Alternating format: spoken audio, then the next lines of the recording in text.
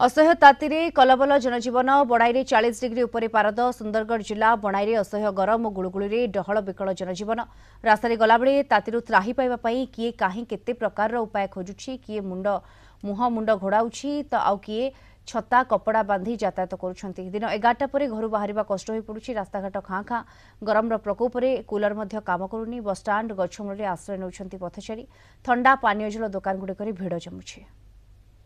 बण अंचल प्रखर खरा अनुभूत हो दी दिन है काल बैशाखी राति काँ वर्षा टी छाड़ी जाइए वर्षा छाड़ा गुड़गुड़ा हो असह्य गुड़गुड़ी हो अंचल बणर असह्य गुड़गुड़ी होगा कारणटा भी रोचे बणर चतुर्पार्श्व स्पंज आयरन कारखाना सब भर्ती हो रही अच्छी तार जो कला धुआं बाहर सहित जो गरम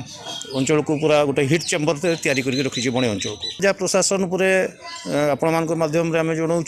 कौन जल छत्र गुड़ा को कम से कम अपग्रेडेड करूँ रास्ता कड़े जो